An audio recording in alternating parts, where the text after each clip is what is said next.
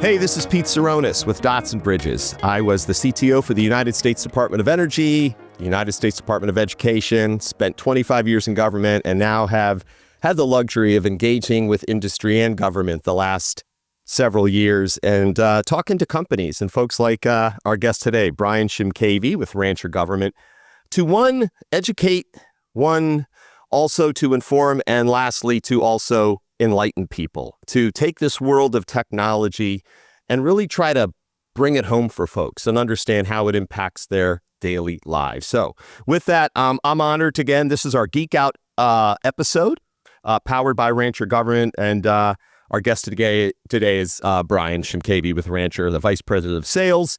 Brian, I don't like to read bios, but I'll tell you what, man, your journey and what brought you to Rancher is of interest to me and I'm sure our audience. So the floor is yours. Sure. Yeah, absolutely. I started my career professionally in the Navy. After graduating from Annapolis with a degree in naval architecture, I served in the submarine community, did 2 tours, a fast attack out of Pearl Harbor, Hawaii, and a ballistic missile boat out of Kings Bay, Georgia. I transitioned over into the private sector and eventually found myself in the information technology space in the DC area. And in that, all that background with technical know-how, engineering, and what have you, really only modestly prepared me for what I needed to do to serve our country well in information technology. I had to bootstrap my knowledge of software development, application deployments, cloud technologies, really to become credible in this industry. And so eventually I made my way from a few different vendors over to Rancher. I'm excited to help the Rancher team support our customers with Kubernetes and those type of technologies.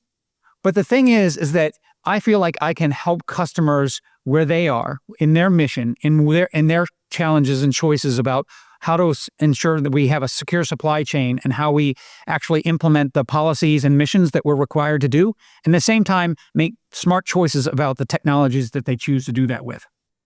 I love that. And I think for our audience, whether you're driving around the Beltway or you're sitting having some coffee, Brian, you laid out some wonderful buzzwords, and we will, again, try to break those down. But I always like to say to the audience, we're going to put it on you to Google or Bing some of these terms and learn, because from Kubernetes to cloud native to cloud computing to orchestration, containers, VMs, virtual machines, we'll get into some of that. And Brian, you're a storyteller. So, you know what we said in our prep calls, for example, and how open source, DevSecOps, agile methodologies, anytime you want to give that, for example, I think it would be wonderful because, as I like to say, facts tell, stories sell. And thank you for your service, especially this time of year. So it's great to be with you, Brian. But I will say to the audience, I'm a big fan of giving homework. And there are several documents just here in this calendar year 2024 that you'll want to check out. Securing the Open Source Software Ecosystem, released in January of this year, and not too soon after that, Back to the Building Blocks, A Path Towards Secure and Measurable Software, both published by the White House. Easy to read, consumable, and I think after this episode and when you watch this, I think you're going to be intrigued and interested in wanting to learn more. So, Brian, back to you. Let's talk a little bit about what makes Rancher Government special, and that it is one of many companies that are helping support that diverse mission in the federal government. Right. Yeah, Pete, the thing that I found that Rancher Government adds value added over any other alternative is really the fact that it participates in open source communities. And that has been the location of all the innovation that's happening out there in the world today, especially in information technology, especially in the technologies that support application workloads, whether they get deployed on-premise, whether they get deployed in the cloud, or even at the edge in tactical units with Army or Navy or any of the other fielded type of services. Rancher does 2 things very well. First, we identify with the mission. We understand what the soldiers and sailors and other elements of the Department of Defense and the federal civilian segments are dealing with, from a security perspective, from an operational perspective, from a reliability perspective. Because we're based here in the DC area, because many of our folks that are in the field and connecting with customers we want to hear about and learn about their mission sets and to make sure that what we're talking to them about is always in the context of what they're trying to do. The second is because we're committed to the open source communities and the open source innovations that happen there. We bridge all of the excellent innovation that's happening with developers across the world in open source communities and make it consumable for the government.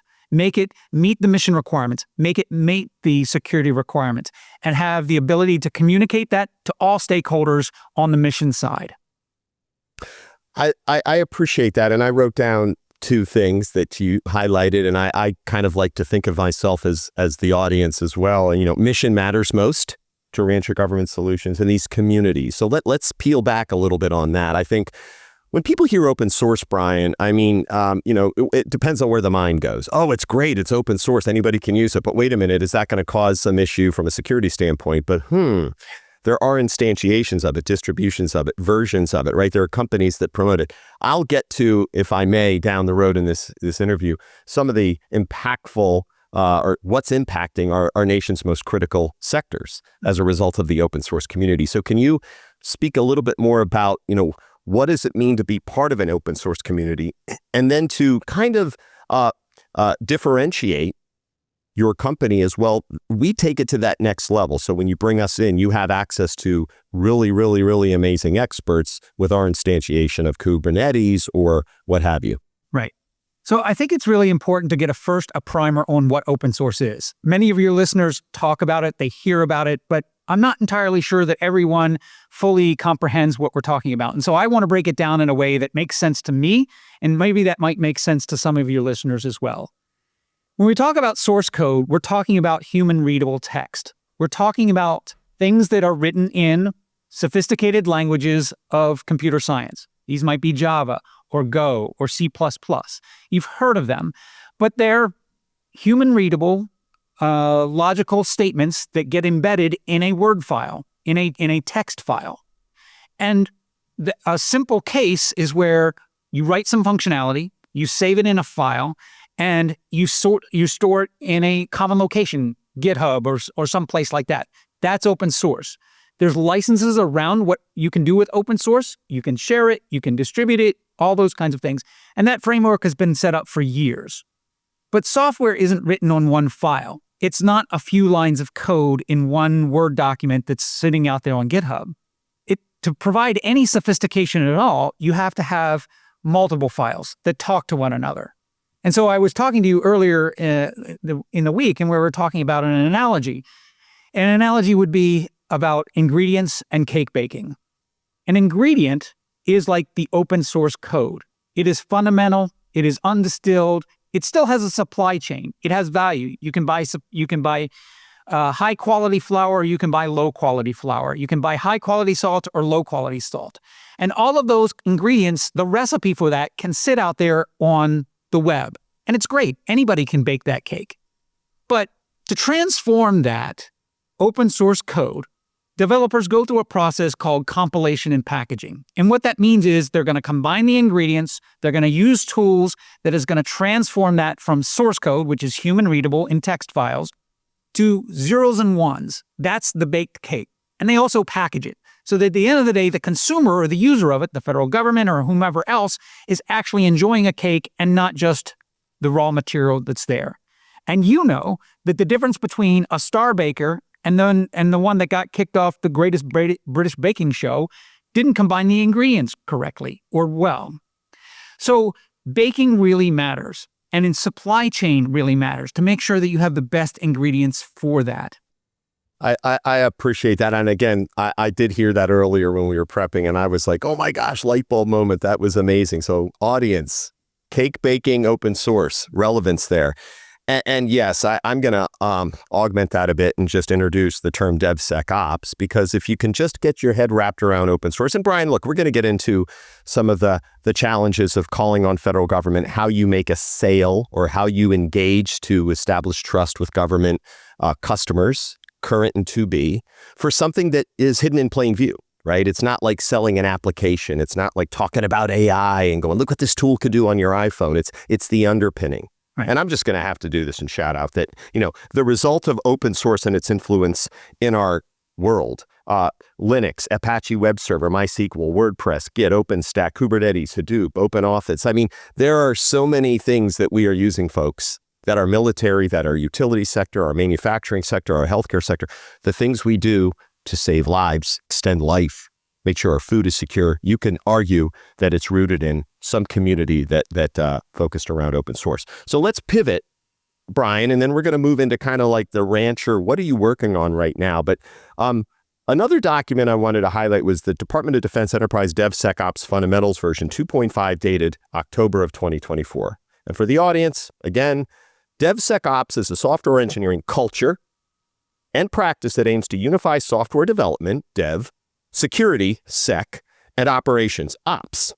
DevSecOps emphasizes collaboration and communication between development, security, and operations teams, all of which the government depends on to deliver secure and, keyword here, resilient software at the speed of relevance. So that's more, Brian, how I like to think of, wow, that is what is the mission of government. So with that, let's delve into, and please bring out some buzzwords. Right. What is what ranchers excited about? What is it selling today that the government could benefit from? Right. So DevSecOps is, in a word, teamwork, right? It is the collaboration of the developers that are being asked to create some capability from some abstract requirement to codify that in code and then to deliver it as a mission asset. You have the security team that wants to make sure that the supply chain of the bits that are not actually being written by the contractors or the government folks that are actually building the mission, that there is a secure supply chain associated with that. And that as vulnerabilities get discovered along the way, because at the end of the day, these software capabilities are millions of lines of code. They are error prone. They are written by humans, or mostly humans these days. And so when you have errors, how can you provide a cure to the vulnerability that's out there? Sometimes those vulnerabilities are just an error of logic and a bug, if you will.